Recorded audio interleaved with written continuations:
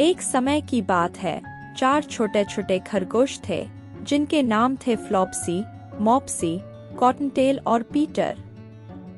वे अपनी माँ के साथ एक रेत की ढेर के नीचे एक बहुत बड़े आम के पेड़ की जड़ में रहते थे। उनके घर के आसपास खूबसूरत फूलों के बगीचे और ऊंचे ऊंचे बांस के पेड़ थे। एक सुबह माँ खरगोश ने बड़े प्यार से कहा, अब मेरे प्यारे बच्चों, तुम लोग खेतों में जा सकते हो या गली में जा सकते हो, लेकिन मिस्टर मैकग्रेगोर के बगिया में मत जाना। तुम्हारे पापा वहाँ एक हादसे का शिकार हो गए थे। उन्हें मिसेस मैकग्रेगोर ने पाई बना लिया था। अब भागो और शरारत मत करना। मैं बाजार जा रही हूँ। फिर माँ खरगोश ने एक टोकरी और छाता लिया और गांव के बेकरी की तरफ निकल पड़ी। रास्ते में छोटे छोटे पेड़ और रंग बिरंगे फूल खिले हुए थे। माँ खरगोश ने बेकरी से ताज़ी रोटी और कुछ मीठे बंस खरीदे। फ्लॉप्सी, मॉप्सी और कॉटनटेल, जो अच्छे और आज्ञाकारी थे, गली में ब्लैकबेरी इकट्ठा करने गए। फ्लॉप्सी ने एक नीला चूड़ीदार पहना था, मॉप्सी ने लाल रंग का काफी छोटा सा चुला पहन रखा था और कॉटनटेल ने एक हल्का गुलाबी ड्रेस पहना था। लेकिन पीटर, जो बहुत शरारती था, सीधे मिस्टर मैकग्रेगोर के बगिया की ओर भाग गया, बिना किसी को बताए, और गेट के नीचे से घुस गया। पीटर, जो हमेशा नए नए खजाने की खोज करता था, बगिया में घुसते ही सबसे पहले कुछ ताज़े सलाद पत्तियां और कुरकुरी फ्रेंच बीन्स खाने लगा। जैसे ही उसने कुछ मूली खाई, उसे थोड़ा सा मितली आने लगी, लेकिन उसकी शरारत खत्म नहीं हुई। वह और भी खोजने लगा और फिर अजवाइन की तलाश करने लगा। बगिया में अब हर तरह के रंग बिरंगे फूल और हरे भरे पौधे थे। पीटर का मन नहीं भर रहा था और इसी बीच उसे अचानक एक ककड़ी के फ्रेम के पास मिस्टर मैकग्रेगोर नजर आ गए।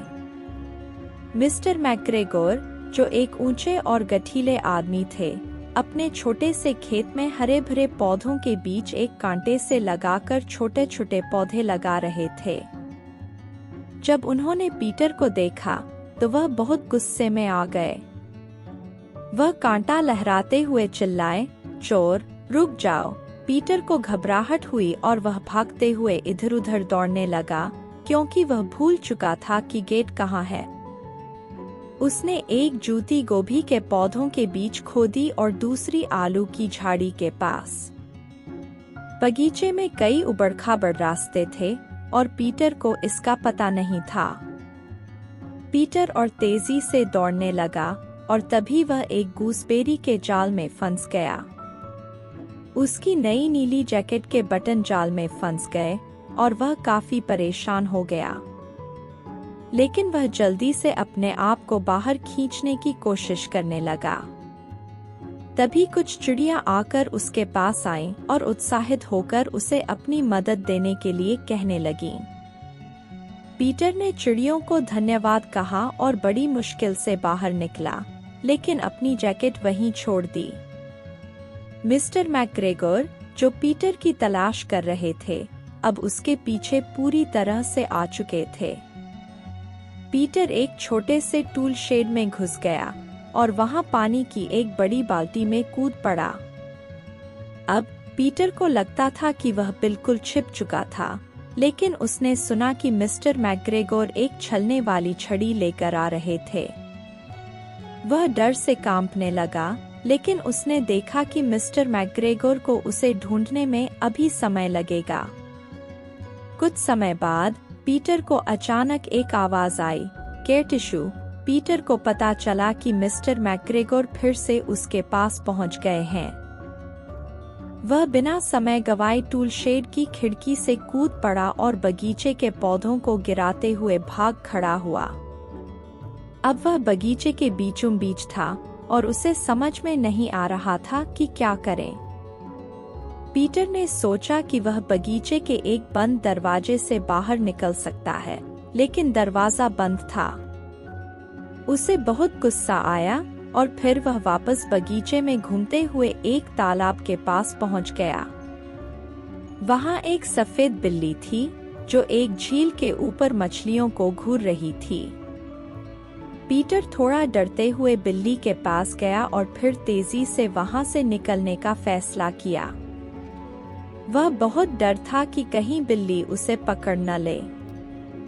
पीटर फिर से बगीचे में दौड़ने लगा और एक व्हीलबेरो के पास पहुंचा। उसने चुपके से व्हीलबेरो से कूदकर देखा कि मिस्टर मैकग्रेगोर प्याज की जड़ों को हो कर रहे थे। पीटर की आंखें गेट पर थीं और उसने चुपचाप दौड़ना शुरू किया। गेट के पास पहुंचते ही उसे लगा कि अब वह सुरक्षित है। जैसे ही वह गेट के नीचे से निकलने की कोशिश करता है, मिस्टर मैकग्रेगोर उसे देख लेते हैं, लेकिन वह तेजी से गेट के बाहर निकलकर जंगल में सुरक्षित पहुंच जाता है। अब मिस्टर मैकग्रेगोर पीटर की खोई हुई जैकेट और जूतियां बगीचे के एक डरावने मूर्तिकला के पास लटका देते हैं ताकि उन पर काले पक्षी डर जाएं। पीटर अब घर की ओर दौड़ते हुए बहुत थक चुका था। जब वह बड़े आम के पेड़ के नीचे पहुंचा तो उसने राहत की सांस ली। वह जमीन पर गिर पड़ा, अपनी आंखें बंद कर लीं और आराम करने लगा। घर में उसकी माँ खरगोश खाना बना रही थी और सोच रही थी कि पीटर ने अपनी जैकेट और जूते कहाँ रखे। पीटर की यह दूसरी बार थी जब उसने अपनी जूती खो दी थी। उसकी माँ ने उसे बिस्तर पर लिटाया और कैमोमाइल चाय दी ताकि वह आराम कर सके। सोने से पहले एक चम्मच चाय जरूर ले लो, उसकी माँ ने कहा। फ्लॉप्सी, मॉप्सी और कॉटनटेल, जो अच्छे बच्चे थे, खुशी खुशी रोटी, दूध और ब्लैकबेरी खाते हुए आराम कर रहे थे। वे पीटर की मस्ती के बारे में सोचते हुए उसका इंतजार कर रहे थे, क्योंकि वे जानते थे कि पीटर को हमेशा किसी न किसी परेशानी में फंसा हुआ देखना मजेदार होता था।